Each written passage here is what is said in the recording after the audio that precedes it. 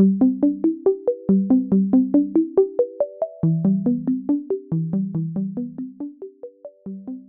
mean, I still had a kid in preschool when I was going through all this and going through my divorce. So my kids were quite young at the time. So just like you said, they knew something was going on. They could see what was happening. They didn't know what it was or what to call it. So at that point, when they were at that age, I would just tell them, Dad has to go to the doctor or Dad has to go into the hospital for a little while and try to get better. Yeah, because I'm, living in an alcoholic family that I was in. Relapse is pretty real. So And I think, expected. I mean, yeah, and expected. right? Yeah. And so I don't think it's fair necessarily to say, well, somebody with this disorder, they're never going to be able to see their kids if they relapse. You have to give them hope too. And you have to know that you can get through it. Because when you are in the middle of it, you feel like the world is shattering and crumbling around you. Is there a lot of stigma associated still to this day with substance use disorders? Absolutely. I mean, I think that's across the board. A lot of times people feel very helpless of how to approach it.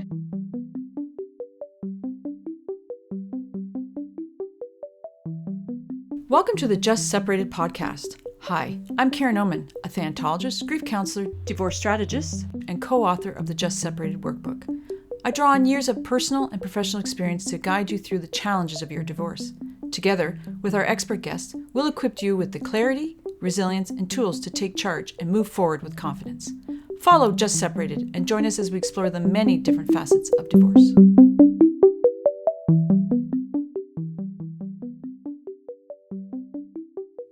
Welcome to the Just Separate podcast. I'm your host, Karen Oman, co-founder of the Divorce Workshop. Today, we're going to be talking about addressing substance use issues and recovery support in parenting plans. And our expert guest today is Jackie Otero. Jackie is a Florida Supreme Court certified family mediator, business professional, and a higher education leader based in Winter Park, Florida, with a master's degree in business and a bachelor's degree in sociology. She served as a business professor, university dean, and conduct officer before moving into family mediation.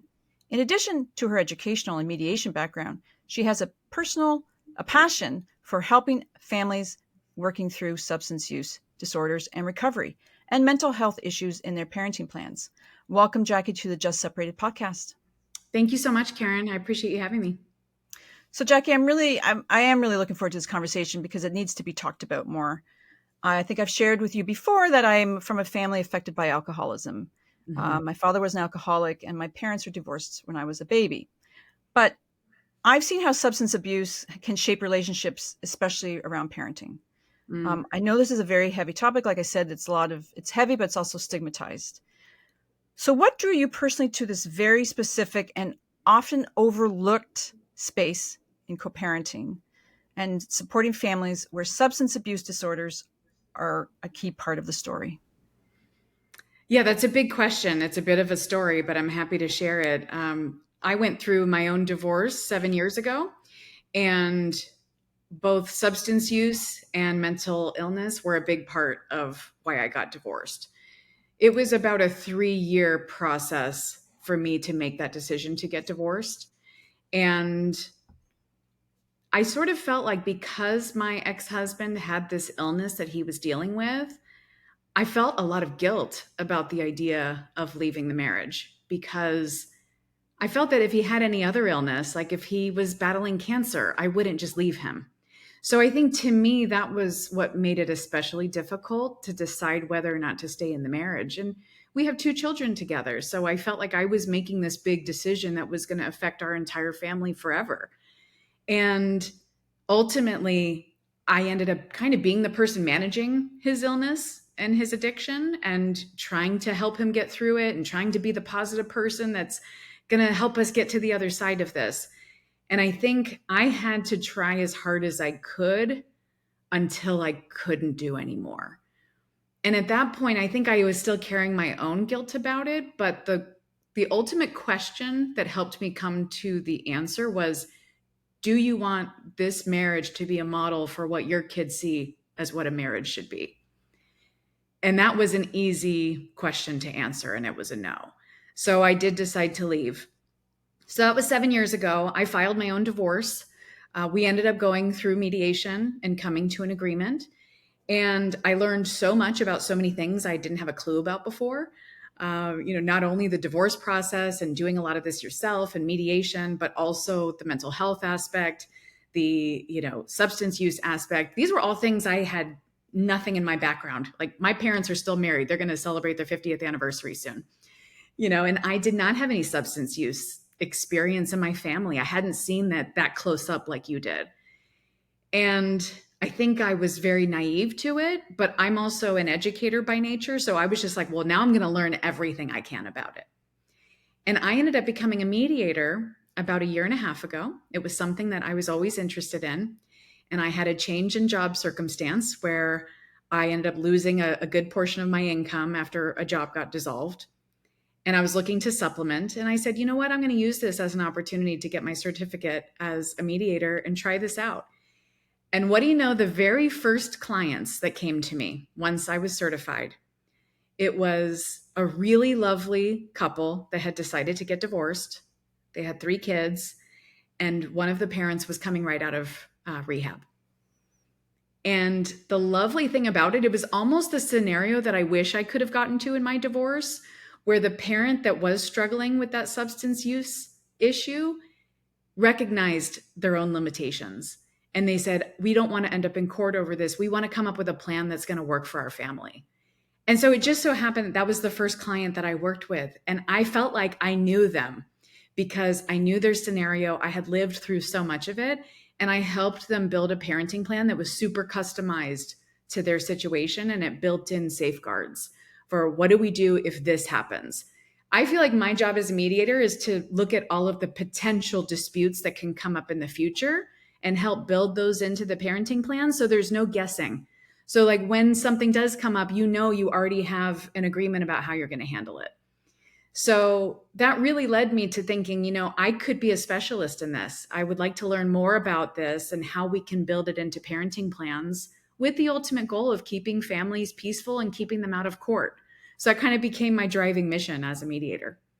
Yeah, I think it's, as I said at the beginning, it's such an important thing that needs to be more awareness, because if you think of what you went through without the knowledge that you have now, but think of all the people decades before, right? So is there still a lot, you're in the system of the court system and stuff, like the family law in Florida and stuff. Is there a lot of stigma associated still to this day with substance use disorders?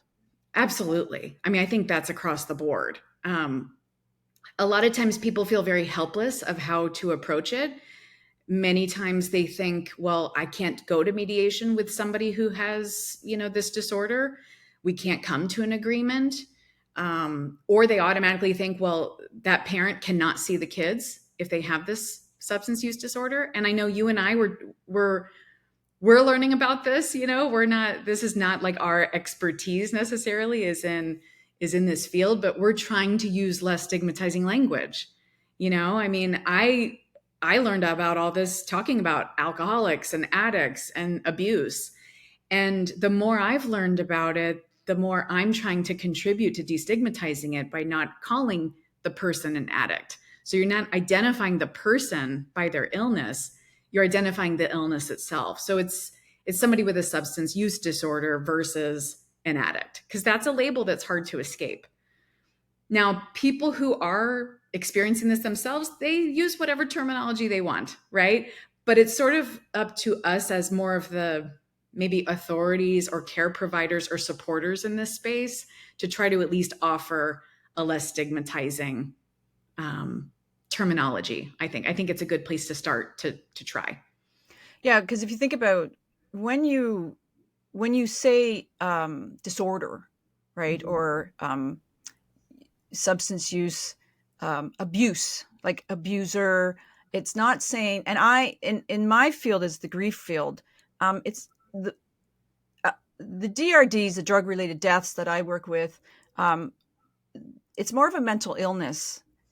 And if people can understand that better, like the grievers or the people that are dealing with it, they can understand that majority of people, it's a disorder. They don't really want to have this. It's not like that just like people who are going through divorce, do they really want to get a divorce?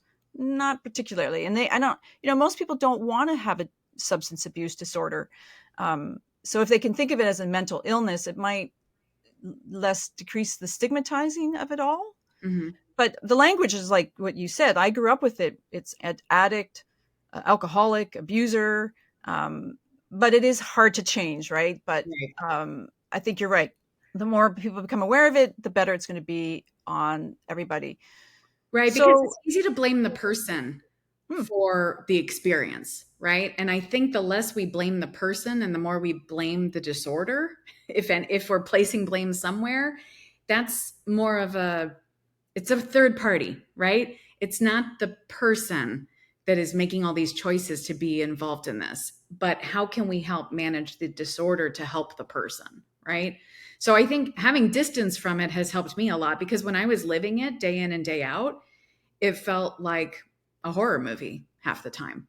And I think when you are the other parent that's trying to hold it all together, you just start plotting your escape. And that's what it feels like. So, it feels like you just have to find a way to get out of it.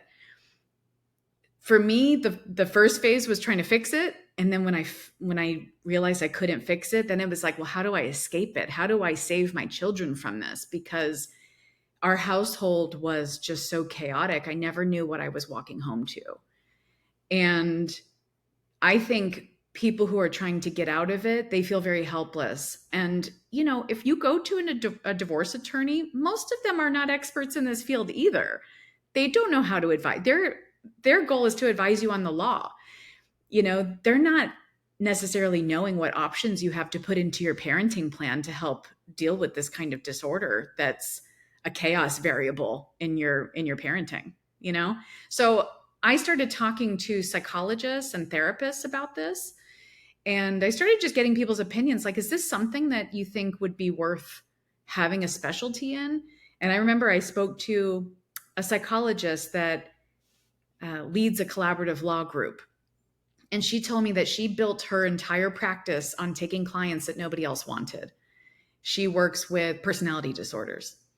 And she said, I was able to build a great business out of this because I took the people that nobody wanted. And she said, you would be the same person in mediation if you're the one asking for the addiction and recovery issues to come to you. Nobody else wants to take those clients. So she said she thought it was a wonderful idea. So it's almost like having the courage to step back into it because I have the distance from it, but I also have the experience with it. I'm like, I can help these families. And I can also empathize with what they're going through because I've lived it too. so let's talk a bit about, if anyone's listening and they're doing a co-parenting plan and they, maybe they don't live near you or, but what are they could, if they're going to mediator or a lawyer, even, and they're trying to educate their lawyer or mediator, what are some of the things that you would put if they're dealing with their ex that has a a substance use disorder? What type of things would you put in that are different than what uh, a more normal co-parenting situation would look like? Sure.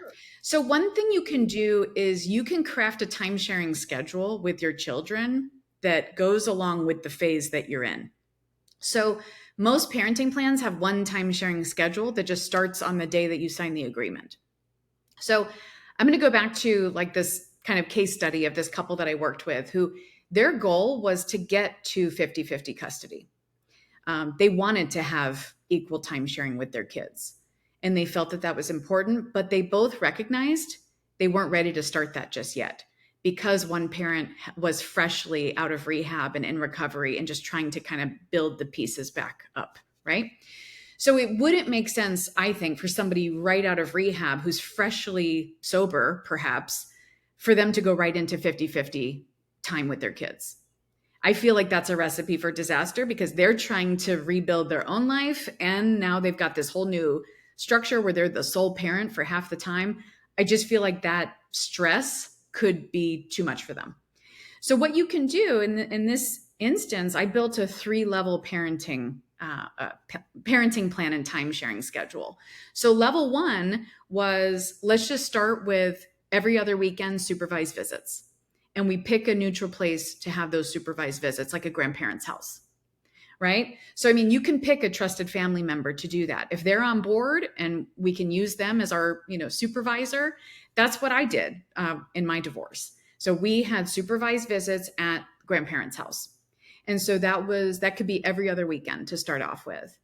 And let's say that the person who's in recovery, let's say that they don't have their own place to live yet, or maybe they're in sober living. Maybe they can't have children overnight with them yet. So that's why you pick a trusted family member, perhaps, to have those supervised visits with. Once they meet a certain milestone, then they can kind of graduate to having overnights with the kids unsupervised. So let's say they finish, 6 months at sober living and they get their own apartment, right? We can say that's the milestone. And at that point, then they graduate to, 2 more overnights per week. So maybe they get every other weekend, but maybe they get a night or two during the week to have overnight with the kids. And you can also say that you require a certain number of bedrooms in that apartment in order for that to take effect. So as long as the parents agree, you can come up with what are the guidelines that kick this next level into effect. And we call that the transitional time sharing schedule. And then again, you can set a time frame or you can set a milestone, right? So if there are no incidents of arrests, you can build in drug testing into that if the parents agree to it.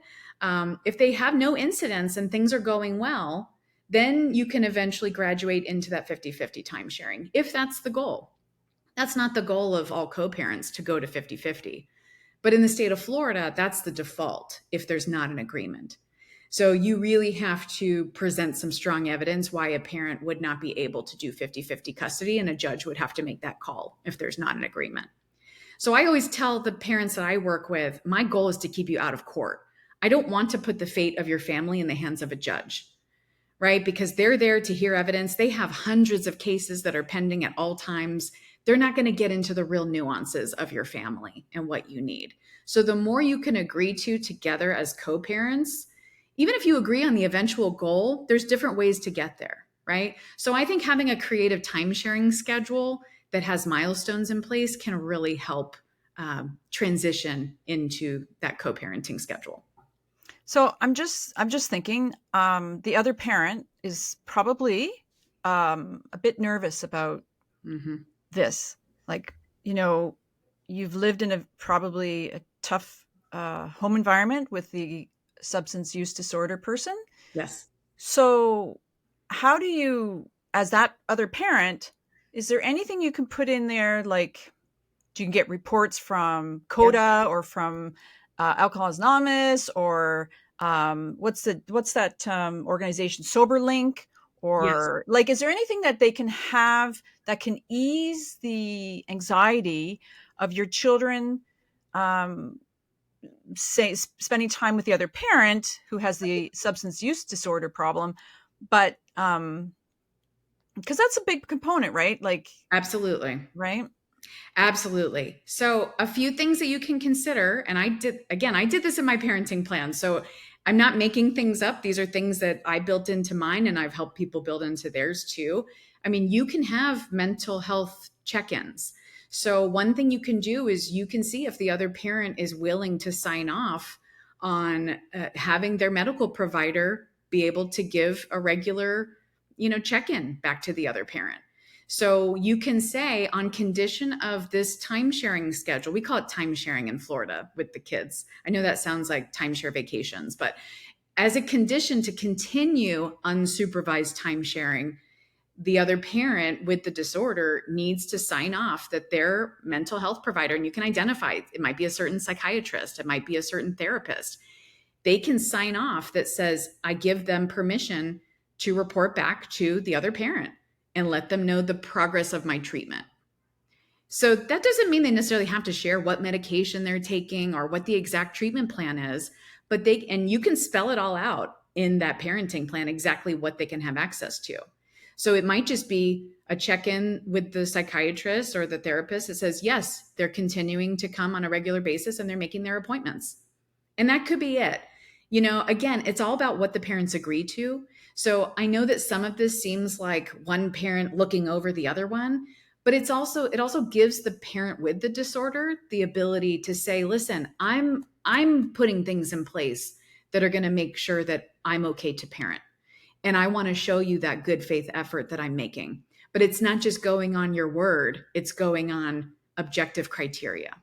So I would think as the co-parent in this scenario that if I was getting confirmation from a healthcare provider that yes, they're following treatment and they're attending their appointments, that might be all I need to hear. Because then you know that they're in the hands of a professional. And you can have it as a condition that if they stop making those appointments or they stop going, they go back to supervised time sharing at the grandparents' house, right? So you can say what happens if they don't comply with the terms of the parenting plan or the terms of the treatment. Yeah, because I'm, living in an alcoholic family that I was in, relapse is pretty real. Mhm. So And I think, expected. I mean, it's yeah, part of it, unexpected. right? Yeah. And so I don't think it's fair necessarily to say, well, somebody with this disorder, they're never going to be able to see their kids if they relapse. You have to give them hope too. If you just take away their family from them entirely, sort of like what do they have left to try to recover for? So I think giving them a structure gives them hope that they can get that time with their kids and they can have the family that they want still. It's not going to be ripped away from them, but it gives them milestones and progress points that they have to hit to maintain that. And I think that's healthy. I mean, I think that's an encouraging way to help somebody get through this disorder and hopefully maintain, a healthy lifestyle. And I think it is unrealistic to expect that they're never going to relapse. But again, if you have those safeguards in place and you know what happens in the parenting plan if they do relapse, then you both know you already have a plan for it. And it can kick right back into the phases of time sharing and they can build right back up again. So it's not like a permanent I'm taking away the kids now. Because I think that from the other parent's perspective, that's sort of where your mind goes. You're like, well, you're not going to ever see the kids. And is that good for the children either? Like, yes, you don't want the children to be in a chaotic home and you want them to have stable supervision and all of that, but you want them to have a good relationship with both parents. You just want both parents to be healthy as possible. Yeah, I was thinking there, it's like almost like you have to build up the micro trust. Yes. So it's like Oh, that's a micro. big one. That's a big point that you just hit on is trust. Yeah. Because there is so much trust that's broken with families who are experiencing this. And so much of it is just building back step by step, rebuilding that trust and giving the parent with the disorder the opportunity to build back trust. So it's not just like, well, you broke my trust in the past, you're never getting it again.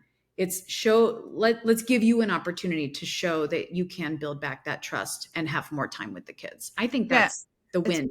The and I win. also think instead of looking at macro, at the big stuff, that Right. they, that once they're out of rehab, that all of a sudden they're going to be the perfect parent. Right. As you've been, Unrealistic. yeah, it's unrealistic, but also what you've been describing perfectly is like, let's do these micro where we're doing supervise. And then in the parenting plans, like what you said, you can, if they relapse, all you put in that, okay, you got to go back to grandma and grandpa's then, Yes. right? Yeah. Because And you I need think that. that's important to keep the children tied to them, even when they're going through the hard parts. Right. But you have to try to make it as safe for them as possible. Right. So I think having that trusted place. Now, there are also court programs that do supervised visits too. So maybe somebody doesn't have the grandparent option. I know in Orange County, Florida, they have a supervised visit office where you can hire them. They can be court ordered to do supervised visits, but they have a place where they can go and have a supervisor present. So there are community programs like that too. I know that some therapists are trained, some counselors are trained in doing supervision like that. So I also think that there's options for people, even if they don't have a trusted family member nearby where they can do that. And you brought up SoberLink. I want to touch on that too. So SoberLink is often built into parenting plans. It's a breathalyzer device. And I've never actually used it myself, but my understanding is that it hooks into your smartphone and it actually takes an image of your face while you're blowing into it. So it registers the alcohol level, but it also records the time of day. It records the picture of the person that's doing it. And that could be something where, again, if you're the person with the disorder, you want to have an opportunity to prove that you can stay sober and you can have time with the kids, right? I would think you would be driven to that if being with the children is your goal. And so I think if you can agree to that, it gives the other parent just a lot of relief in knowing that they don't have to be the one to monitor. That can just be something that's part of before you start your time sharing. You register your blood alcohol level and it gets logged. And if there's no concern, it never has to be even talked about. If there is a concern, then you have to go back to the parenting plan to see, well, what happens now if there is a failed sobriety test or a failed drug test? I mean, I've had parents with the substance use disorder who volunteer to say, hey, drug test me. If you have any doubt, we'll build it into the parenting plan. You can request 2 drug tests a month and I'll pay for it. I'll pay for 2 a month. And if you have any concern, you can request it from me. And so I think putting a quantity on it is important too. The more objectively we can measure these things, the better. So it's not just like anytime the other parent feels like it, they can just request a drug test. I think maybe within 24 hours before starting time sharing, something like that, like give a reasonable time frame. Because honestly, not that I'm giving permission for people to just use any drugs or alcohol that they want to, but it's their life. If they are not with the kids and they want to make their own bad decisions, that's kind of up to them. But if you have parameters in place for having time with the kids, make sure you build in those time frames and those checkpoints. And hopefully they're agreeable to that to prove that they can be well enough to have parenting time. Thank you for joining today's discussion with our divorce expert. Check out the show notes for more about our guest. If you're finding value in our podcast, follow us on Spotify, Apple Podcasts, and our YouTube channel at Divorce Workshop. Share your questions, comments, or guest suggestions. We'd love to hear from you. For a comprehensive divorce guide, check out our Just Separated workbook on Amazon worldwide. This workbook covers everything from emotions and co-parenting to finances, legal insights, and recovery, a must-have for anyone navigating separation or divorce.